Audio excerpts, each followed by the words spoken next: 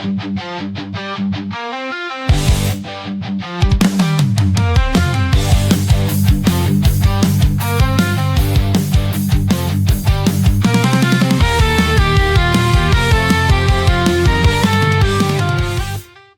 on N&M Podcast, we have Mick Strawn, legendary production designer, and we'll talk about what the responsibilities of production designer means. But Mick, thanks so much for joining today.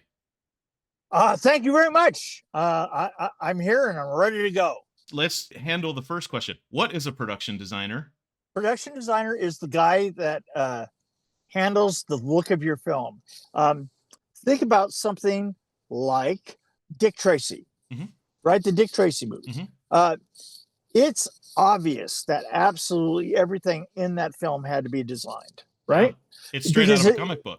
Yeah, it's a different world. It's, all these elements. Everybody looks different. Everybody looks like, is an exaggerated look. There's exaggerated colors. It's the exaggerated costumes, all of that, right?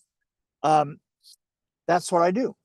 I mean, I am the guy, and here's the thing: is you see, it's super apparent that has got to be a job on something like that. But every film has got, every film is completely that same way. It's all the looks. So my job directly, I'm in charge of designing sets, manipulating locations.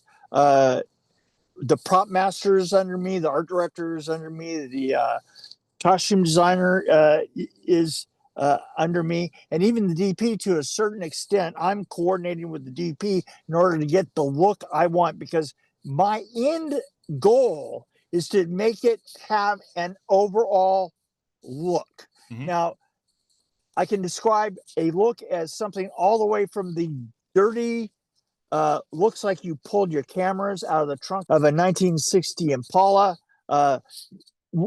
Texas Chainsaw Massacre, right? Mm-hmm. Very even down to the grainy look that you get, and the jerky camera movements and all the rest of that. That's a specific look. So a film has to have a specific look. Those looks have to have arcs to them. Like we talk about actors having an arc.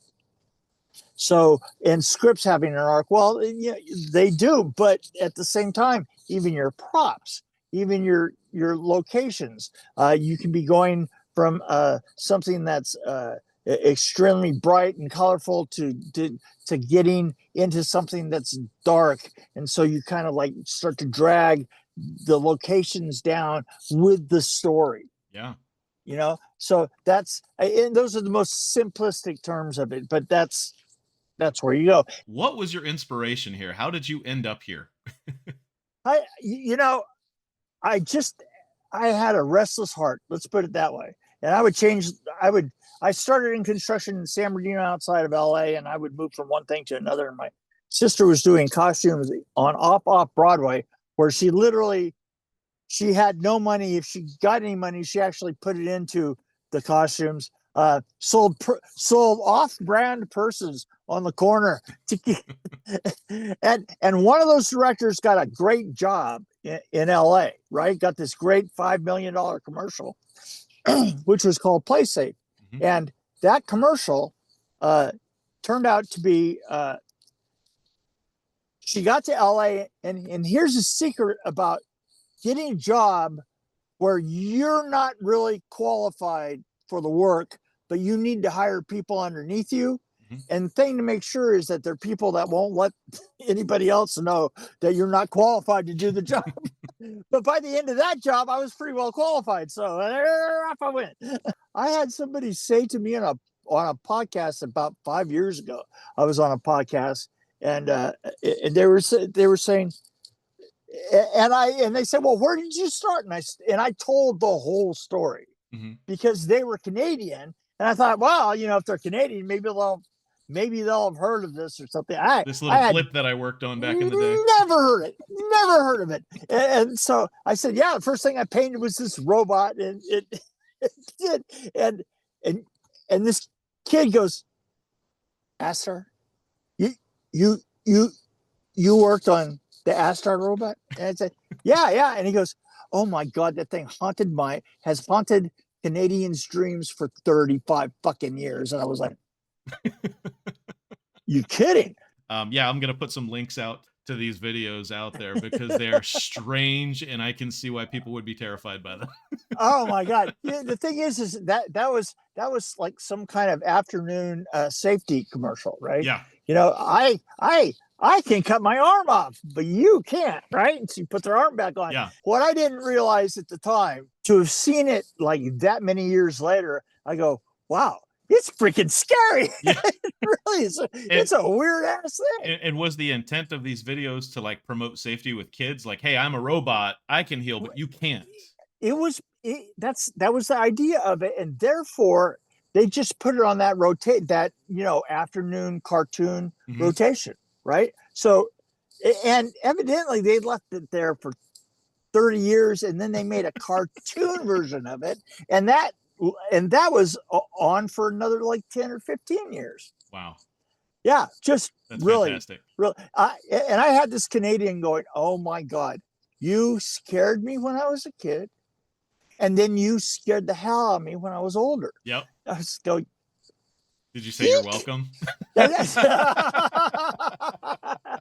I'll send you a bill. Yeah, there you go. I'll send you a bill. Right. Growing up, what were some of like your favorite things to watch? Were you a movie person growing up? Yeah, you know what?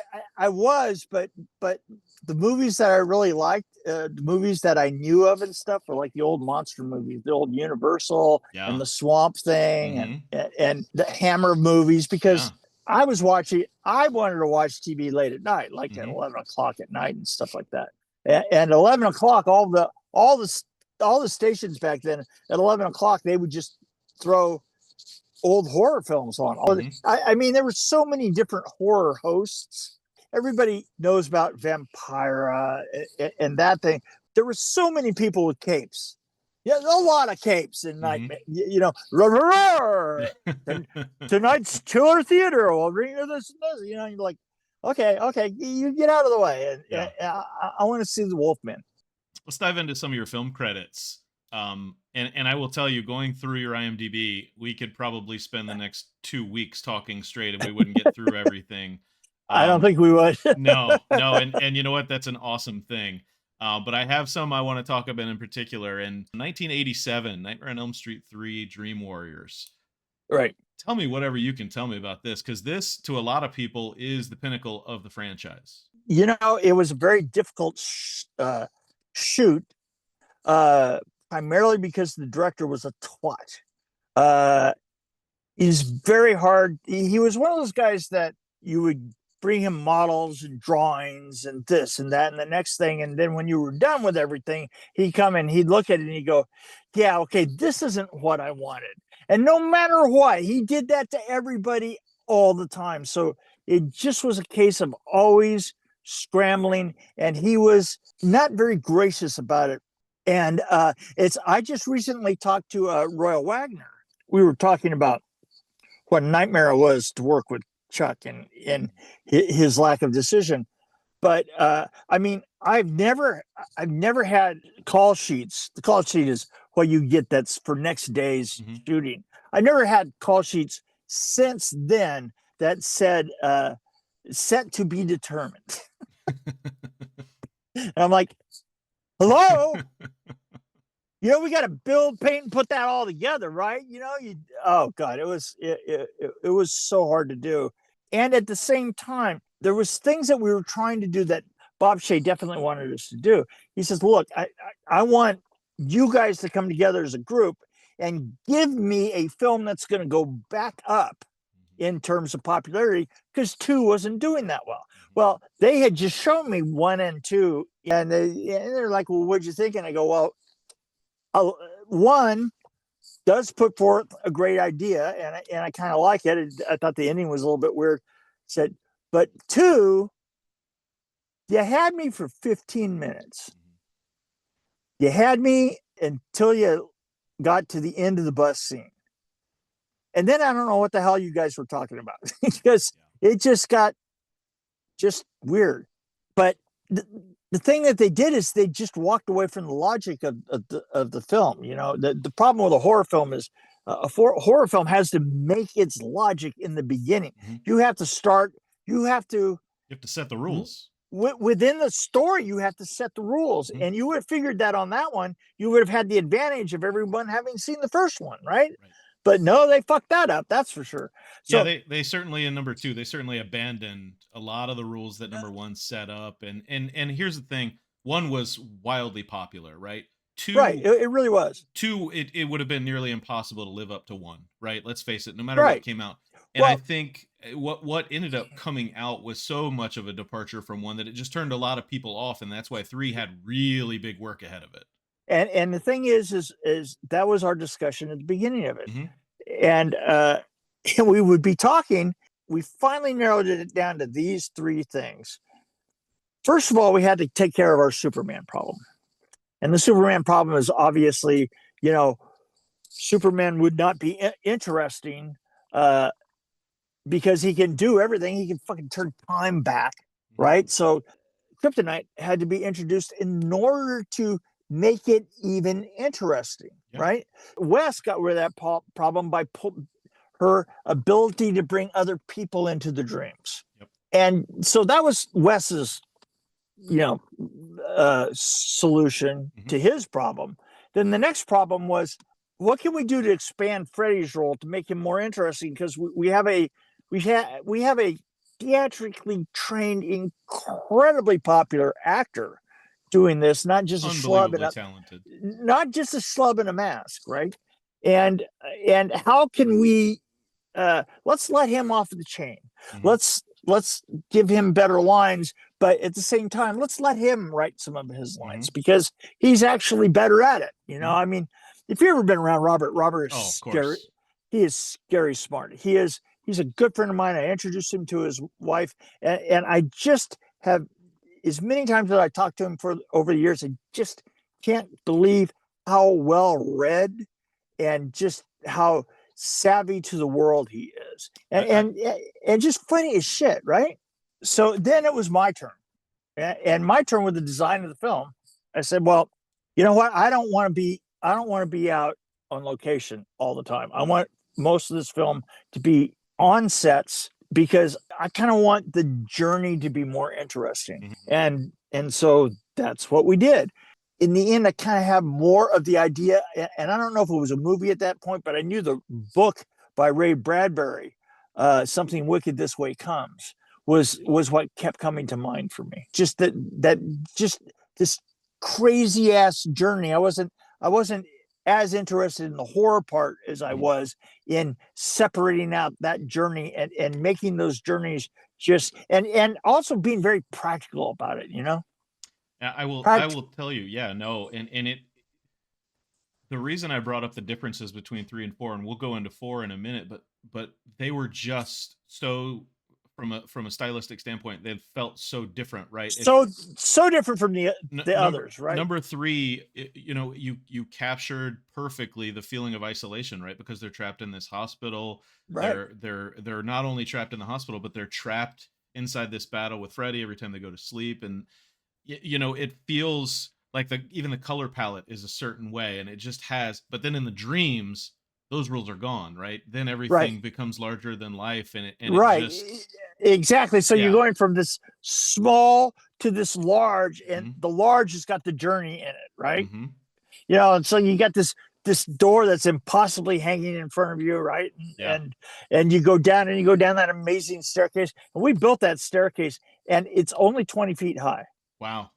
Yeah, and it turns 7 complete revolutions, and then we painted more of them down on the floor. But it was compressed and conical, you know. So it was forced perspective, and so the thing that was weird about it is we did it with plastic bread trays and pieces of all thread rod that went to the middle of just a multi-layered piece of plywood in the middle that caught all of them. Right. So we came in from the outside, and every measurement was different all the way around. And what I did is I made a model of the whole thing in my office with pieces of thread and then wound the thread around it in the way that I wanted it, right? Mm-hmm. And then made all those measurements. I'll tell you the scene of them walking through that door and kind of gearing up for the final battle. And I remember like just being on the edge of my seat as they open the door and they're walking down the staircase, and the distinct noise that made every footstep, and everything else in the background was kind of calmed down. So it really, you had that metal sound. Yeah, And it that's was kind of this something. ominous feeling all the way down. And it just was like, you're building this anticipation. It's awesome. Literally, to film that, we had to cut a hole in the roof, Yeah. and put a tent on the roof and to film down through it, because we didn't have that much room. I think that the most, we had a 20-foot ceiling in that particular room, and we had to put the camera at 25 in order for them not to hit the camera on the way around. Yeah. And the most interesting thing about it is, this is how forced the perspective was. If they had gone further, they couldn't have gone further than one revolution, because their heads would have bonked right into the end of the first stair again. Yeah. Yeah. Because that's how compressed it was. But you can't see that. You can't tell it. You can't tell that can't. at all. You This can't thing tell looks any like of a 75-foot staircase that they're walking down for hours. No. No, it's fantastic. And then, when they get down to the bottom, I mean, you have this whole world. You have Freddy's sort of lair that you've never seen up to this point. Right. And Freddy's lair, I always thought that it could have been lit better, because it doesn't hold up under the bad prints.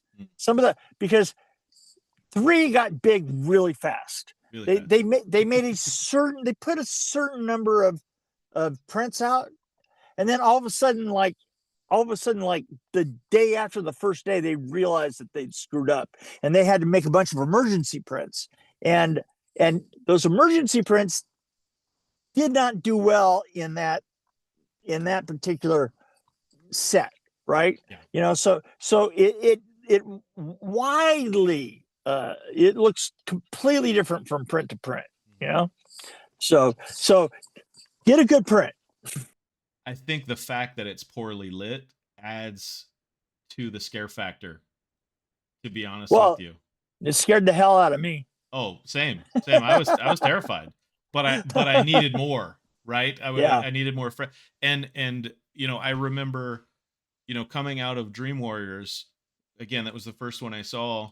I immediately was like, is there a part 4?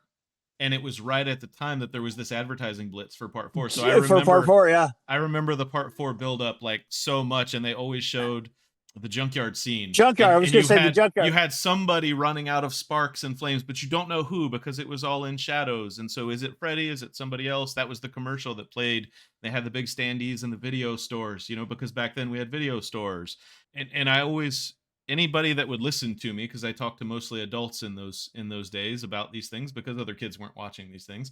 Right. I would say things like, how are they going to make 4 better than 3? There's no way, you can't do it. Right. And then 4 came out. Yeah. And it instantly became my favorite of the entire franchise. And to this day. To me, I think that for scholars of horror, 3 is probably best. But 3 is a very big story. And 4 is truly the video version. Because 4, I still wind up watching 4 more than I do 3, because I watch little pieces of 4, right? 4 breaks up better than 3 does. And part of it is, the reason for that is we started with a 40-page outline. We didn't actually have a script, and we were in the middle of a writer's strike. Yeah. So it was literally, hey, let's come up with a great idea, and then I would throw 100,000 at it. And then we come up like another good idea, and then I'd throw another 100,000 at it. It was just, that's just the way that it was. It was amazing. Well, I'll tell you, I think the reason for me, and we'll get into particulars of your involvement, but I think the reason for me that I think 4, in my opinion, is the best of the franchise, is because it had such big shoes to fill coming off of 3. There was no way it could. And it came in and it held its own. Like it came in swinging.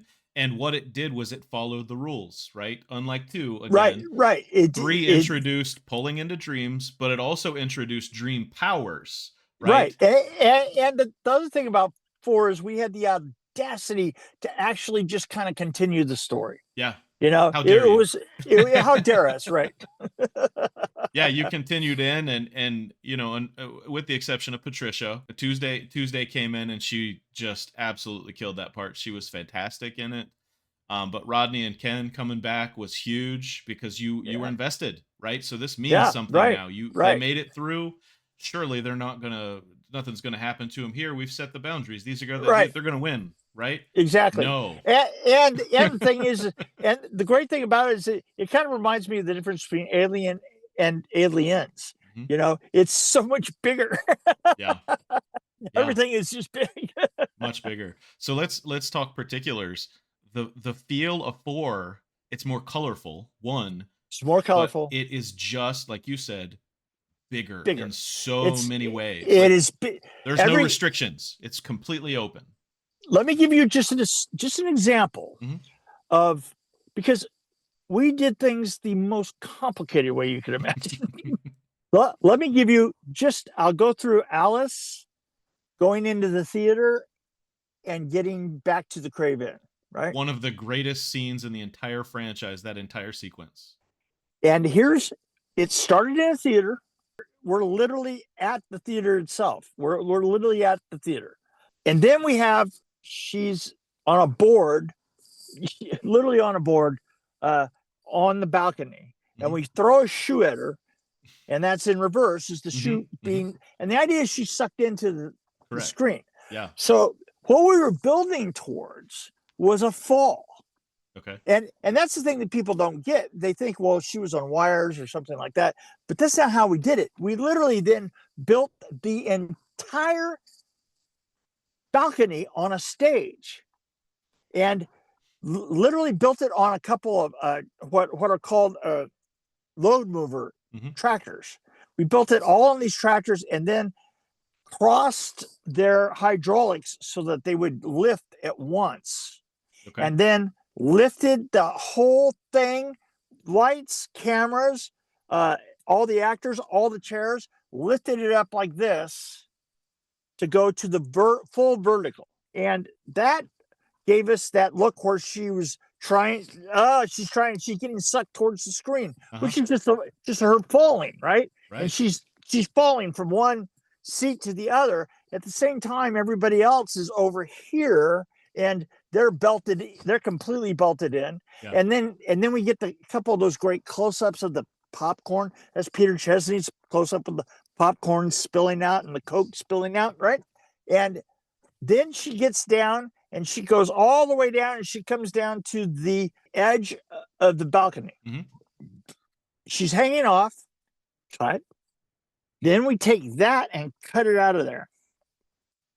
That segment, and probably a piece maybe about 10 feet long. And we take it down to Hollywood, and there's a Beacon's fur storage. Back in the day, there used to be one in Beverly Hills and one in Hollywood. Beacon's had these buildings that were like 8-story refrigerators, right? And they didn't have any windows in them because they were refrigerators to put your fur in storage for winter, right? And we literally copied the beams and the paint job on the beams from the theater and hung them one right after the other with cables, 15 feet apart, all the way down the front of the side of that building, and then put the camera up on a crane, and then lifted them with a real crane, lifted that edge of that, and the stunt person is holding onto it, and lifted up into the air and drops 80 feet onto a bag. And that's where she's getting sucked into the screen. And the bag is covered by a blue screen that she breaks through. And then we turn it all up on its side, so that looks like it goes the fall looks like it's going over our head, because that's right. So it's going over the head. Then we cut into the Crave-In, and that's how, I mean, we were in 3 different locations, that did, and completely different builds on each one of them, right? So that just gives you an idea of the complexity that we got into on that. No, it's fantastic. It holds up. Again, one of the best sequences of not only the movie but of the series. Just from a, again, we're talking about 1988 here. We're not Yeah, talking and about what we have at our disposal these days. well, let me give you another twist to all this is that we started prepping in February and it was released in August. Yeah. So that's why there are only a couple of opticals in it, Mm-hmm. right?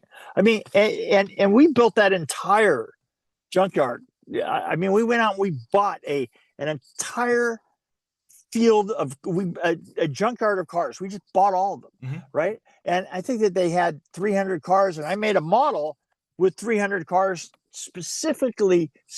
We had to stack them specifically like the model because the model was also what the model for the spin was built off of. It literally took us like 7 weeks to stack them because what we did is we took the fence out between the empty lot next door. We rented that, and then we stacked them next door because in California you can't stack a car more than 2 cars high because it's earthquake territory. Yeah. Right. So yeah, it was a trip. It was a lot of fun. Well, and again, the fact that you did it in the junkyard is, again, continuity from part 3. Yeah. That's where he was buried, right? And all you needed was a dog to come and piss fire on it, and yeah, and dig a huge pit in the huge pit and put everything on. Oh God, yeah, it's so much work. By the way, I might say that the dog is the only creature in the whole film that showed any common sense,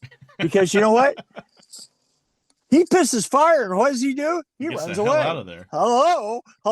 Yeah. You could learn a little something from that dog, I tell you. There are so many just great setups in Nightmare 4. I mean, all of the deaths have a very visual element to them. Right. What are some of your favorites that the finished product? I wrote the sequence where the truck hits nothing, and that's kind of got to be one of my favorites. It's great. Because we were in this meeting. It was going on and on because literally the script had left us in that loop, right? You know that loop? Yeah. The script left it in a loop, and then just skipped to something else, and we were like, okay, well, we got to figure out how do we get out of this loop, and we were in the second meeting that we had about that, and we were just dying. I mean, they're coming up with the stupidest shit you've ever. They had Freddy up in a jet and couldn't. They were in I remember there's 30 people in a room and they're trying to have an argument about was Freddy the pilot or was he the stewardess? Which one was more interesting? I was like, oh my God. And I'm sitting there. I put my head in my hands because I had so many other things to do. I had so many other places I had to be. And I put my head in my hands and I go, God, I just wish we just hit nothing. And I kind of looked up and everybody's looking at me and this little kid, this little PA, we just hired, this is over here in the corner. He goes, well, Mr. Strawn, what would that look like? And I went, well, I mean, if we tied a cable to the front bumper and then tied it to like an immovable object, like a D9 Caterpillar, and then put a camera right there where the end of the cable was, and then ran it at 60 miles an hour to the end of the cable, you'd see the front end get sucked in like it hit something. Yeah, I mean, it would hit nothing. And the effects guy, and I remember this distinctly because he looked like he was trying to kill himself in the corner. And he goes, and all of a sudden he goes, I can do that. We can do that. And that was the end of the meeting. He just killed it right there. That's what we're going to do. Yeah. Boom. And that's what we did. One of the things I think that is important to me as a production designer, I think that a lot of the films lost their way. A lot of the Marvel movies do this. They get so busy that they lose a center. And one of the things that I've always thought was really important to my overlook. And the weird thing is, over the years, you actually learn what you like and what you look. I have a very kind of not a centered look, but I have a very balanced look, but a very centered on a given thing, right? And so I think that that's one of the things that, if you go back and look at 3 and 4, is I was also very careful to pull everything to give it a centralized focus on something. You know what I'm saying? I have 2 examples of that. One is the Sheila death scene with the flooring in the Oh, classroom. right, exactly. Unbelievable optical there. Right, It's amazing. And it was just done with paint. Yeah. No, Yeah, but it right. from the way that it was shot, the way that it's presented, you feel like you're in a dream. Right, exactly. Dreams usually are kind of singular. You know what I'm saying? They're looking at one character at a time, and you're trying to figure out why is this character in my dream, and that kind of thing, right? Yeah. And the other one, I mean, at the end, right? You've got the stained Yeah. glass, and you've got the stained glass. the Absolutely. amazing colors in that whole sequence. Yeah. Oh, and coming through the tube. And by the way, that tube was my dream. That was Really? I had a dream that Freddy was trying to find me using a kaleidoscope, right? And I came in and I said, God, and I was talking to Rachel about it. I said, I had this weird dream last night. Yeah. She goes, do it. What? Just do it. Yeah. No, and we did. And by the way, that became the e-ticket ride for the rest of the film. You know, because I had all the crew like, woohoo! They'd be in there, like, womp, womp, womp, throwing them all over the place. And yeah, it was hilarious. It was hilarious. My only gripe with 4, and I've said this before, my only gripe with 4 was a lack of a death scene for Rick, a proper death scene for Rick, right? Yeah, and you know what? there was a reason for that. Is because Rick's death was originally written as hell. You know, it was a battle in hell. But the thing is nobody could come up with a concept for hell that could be done in that short of a period of time. Literally, the idea was that he was going to break through the floor in the elevator. The elevator floor was going to break and just fall away. And we had a tempered glass floor set up in the elevator, and the elevator was on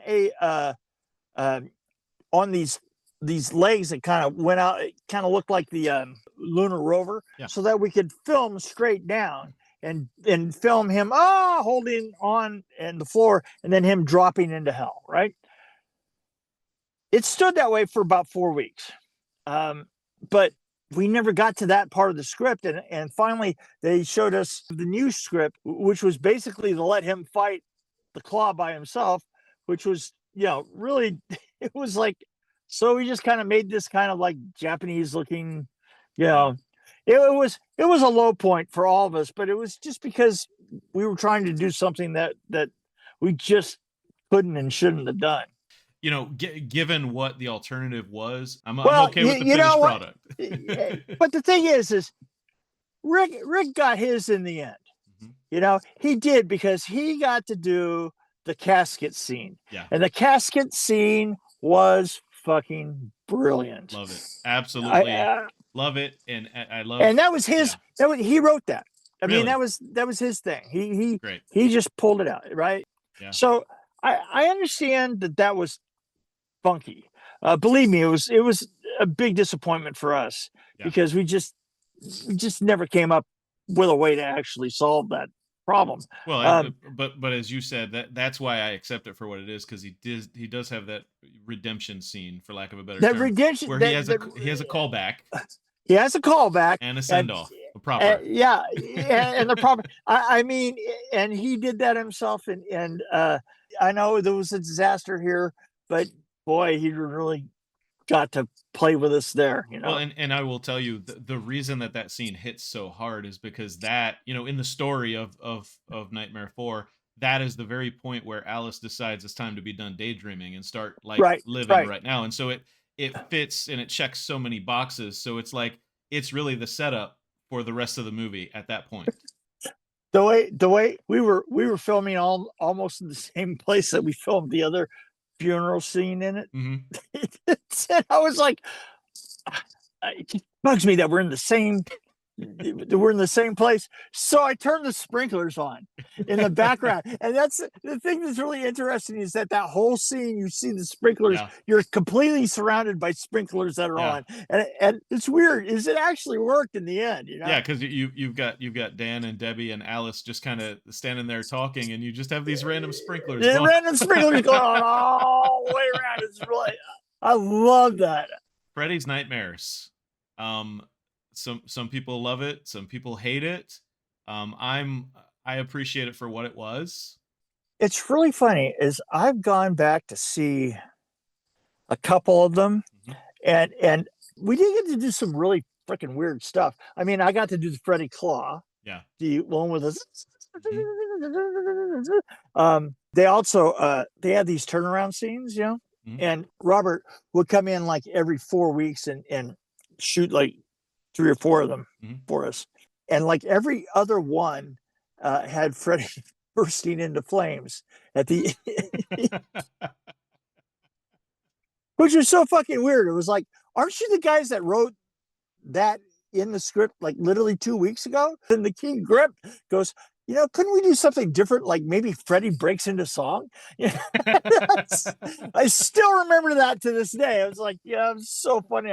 I could not catch my breath. I was like, oh God, that's so good. But you know, we still did a lot of really fun and weird ass stuff. We got the, you know, the Claw. I got to work with Toby Hooper. Yeah. Which was a disaster. We would shoot those in 4 days, and on the 5th day we would set up for the next one, right? Which was not true, because literally we set up at night all the time. We were just moving. We had only enough room for 4 sets at any given time, right? So we were just turning them around. And so the thing is when I made a meeting, you had to be there at that meeting. Otherwise, I wasn't going to know anything. So I had the director's meeting for Toby's first one. And we get into this room, and Toby's sitting across from me, and he's like chomping on a cigar that isn't lit. You know,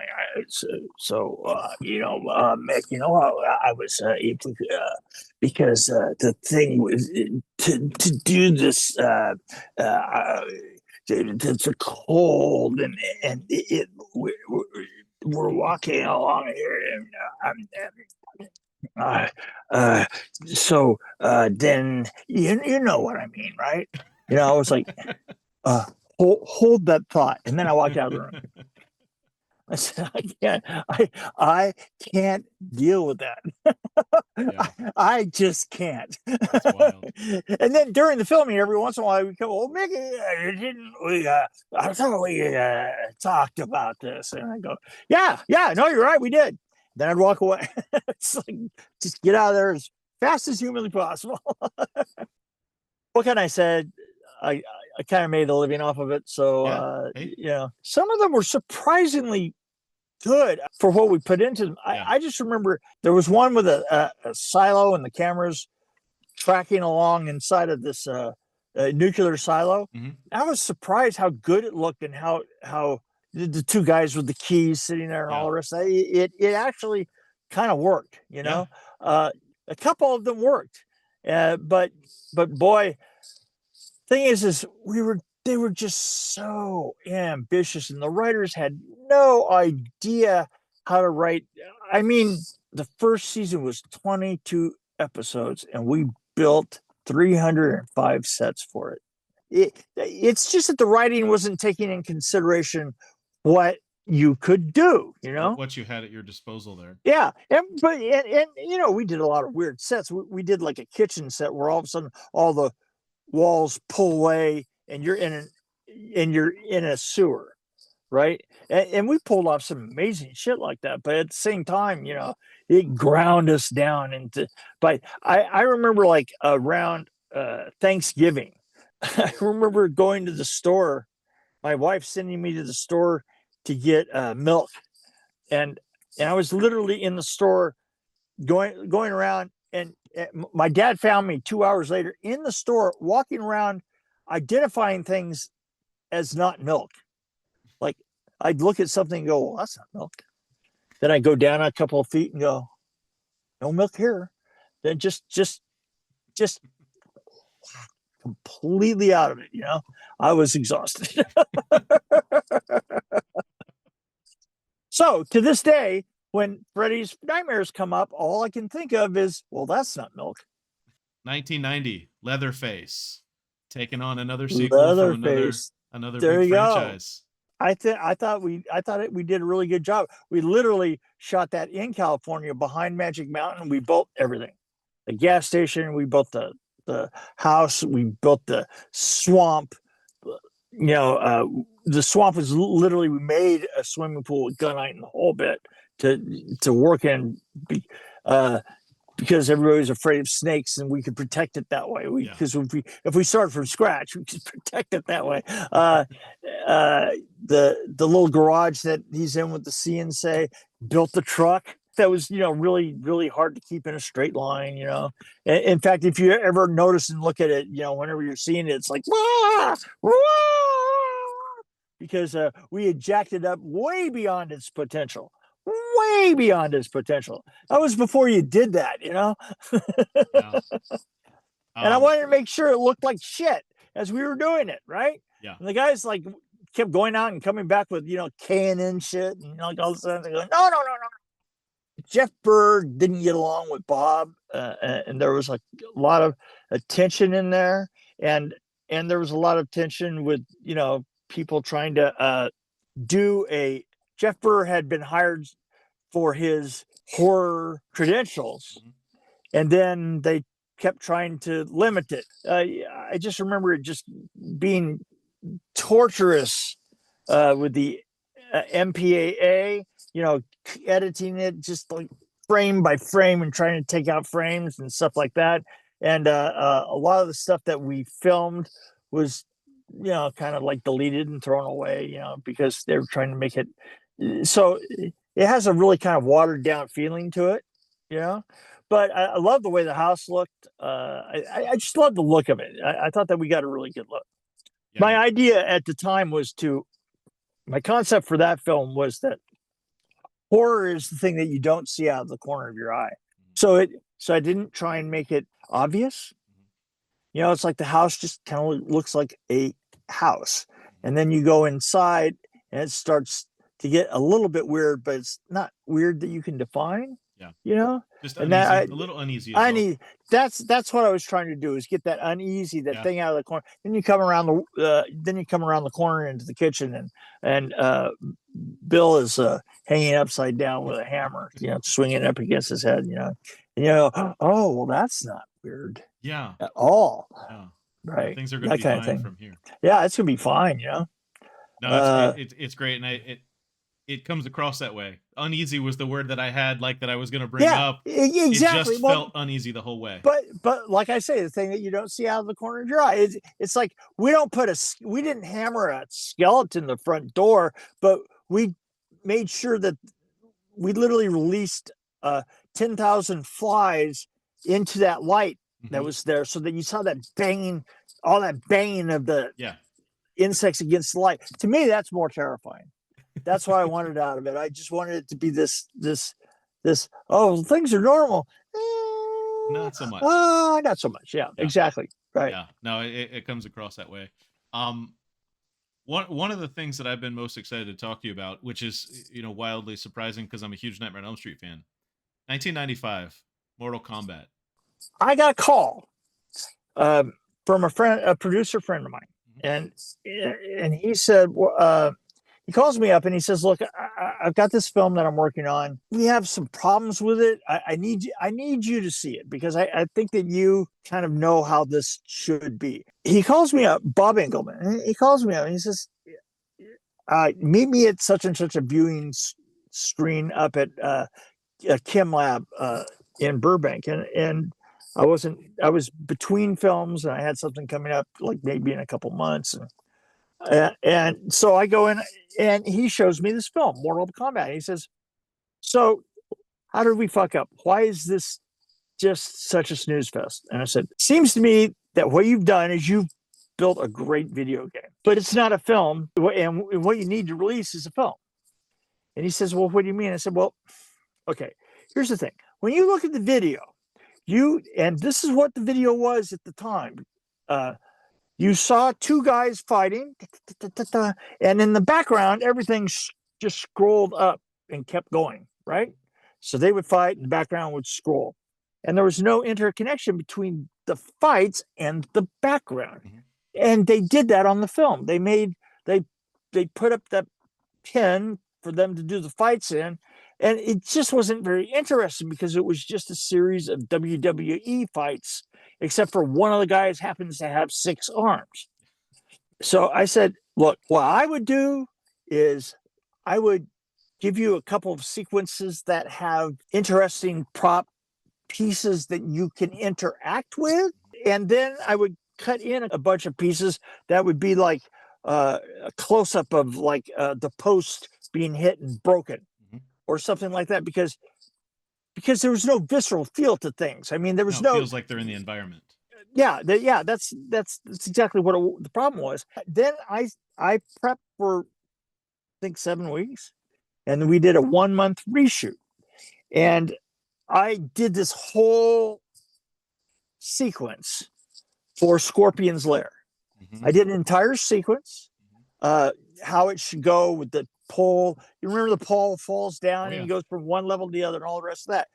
Then I built this weird pipe set, and then I kind of looked in National Geographic magazines, and I found this these photographs of this burial site on an island up on the cliffs where they buried their kings on this bamboo scaffolding. And so we took and built bodies and bears, and I went down to the docks, and we made I think it was a $20,000 cash deal to buy out half of a boat of bamboo, and it was 22 truckloads. Wow. And we literally down got 22 truckloads, sorted all of it so that we could put the smallest stuff on top, Sure, and furthest away from it, and work to the big stuff next to it. So it was all in forced perspective. And we set up all this, and we had this steel. We'd been working inside of a blimp hangar in Van Nuys that was 100 feet high and 130 feet deep, 120 feet wide. And we literally started with 8 condors and zip tied the whole set together from the ceiling down, cobwebbing it as we went, and used the cobwebs to carry the light through the set. Yeah. And that's the story of that. But there was that set, and the other one that has the blade that spins around. And I gave, and those 2 sets were in there, and then we did a bunch of little pieces to kind of like integrate the set with the fighting, and it completely changed the feel of the film. I can't imagine not having that set. I just can't. The greatest thing about it is they asked me, they said, well, Nick, you've come up with this idea. How do we get out of the forest? Because I kept saying, no, it's the forest has got to go, because the forest is literally no more interesting than the orange fights I used to have with kids in my neighborhood. Because it's what it was. I mean, oh God, I was so boring. And they said, well, how do we get out of it? And I said, well, you might just try an optical asshole. And they were like, what's an optical asshole? I mean, I said, you know what an optical asshole, like that. Yeah. And they went, oh, an optical asshole. And so for the rest of the reshoot, that kept coming up on the call sheet as optical asshole. I know we're at time here. What are you working on these days? Anything you want to promote? Yes, absolutely. So I have a film out now called Solitude that I directed. It's a cross between the Alone series and a Wendigo story. And it kind of goes into the whole background of why Wendigos exist. And it basically kind of comes out in the end is whether our lead character is actually being attacked by a Wendigo or just fucking insane. Okay. And it's really interesting in that. It's called Solitude. It's on Tubi right now. It is a good film. I think that you'd really like it. For sure. The other thing is I did a film called Pig Hill, Okay. And Pig Hill be coming out in like 3 months or so. Solitude is on Tubi now. Pig Hill will be released within 3 months or so. Next year, I'm going to be working with Eric Mathis, who did Infernal, and he's going to be doing something called Ragaroo, which is basically a Louisiana werewolf Okay. film. And I got another film that is probably coming up at the beginning of next year called Phobia.